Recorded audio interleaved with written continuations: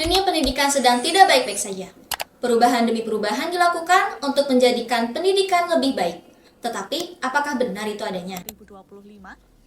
Dimulai dari pergantian Kabinet Menteri Pendidikan Indonesia, adanya penjabatan baru, pasti selalu ada peraturan kurikulum yang baru membuat masyarakat, tenaga pendidik, dan para siswa menjadi kebingungan serta merasakan menjadi bahan percobaan. Dimulai dari kurikulum Merdeka pada tahun 2022 yang bertujuan untuk mengasah minat dan bakat siswa, dan Merdeka untuk para siswa memilih bidang studi yang diminati. Hanya saja masih kurang efektif dari kurangnya tenaga pendidik serta menyulitkan perguruan tinggi untuk menentukan syarat masuk. Lalu, bagaimana dengan sudut pandang pemerintah mengenai perubahan kurikulum Merdeka kembali menjadi kurikulum 2013 ini? Menurut Abdul, sistem ini berkaitan dengan aspek keberlanjutan di setiap jenjang pendidikan yang berpengaruh pada masa depan murid.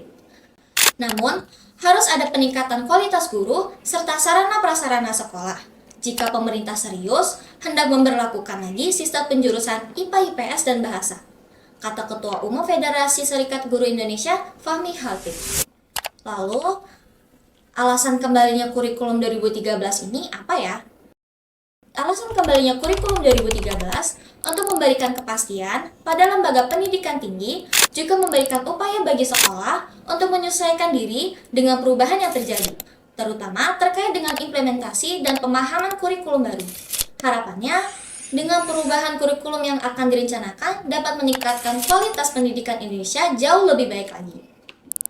Mendikbudristek menambahkan bahwa adanya deep learning dan TKA sebagai pendekatan pembelajaran dalam kurikulum tahun ini.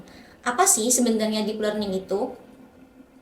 Menurut Mufti, deep learning bertujuan memberikan pengalaman belajar lebih bermakna dan menyenangkan bagi siswa. Deep learning memiliki 3 elemen utama, yaitu mindful learning, meaningful learning, dan joyful learning. Mindful learning menyadari keadaan murid yang berbeda-beda. Meaningful learning mendorong murid berpikir dan terlibat dalam proses pembelajaran. Joyful learning mengedepankan kepuasan dan pemahaman mendalam.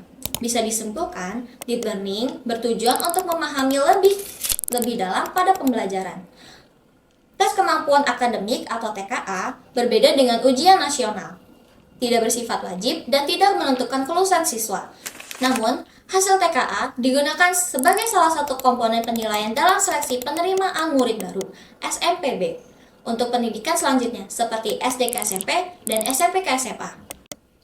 Bagi siswa SMA atau SMK, TKA menjadi indikator penilaian dalam seleksi masuk perguruan tinggi jalur prestasi.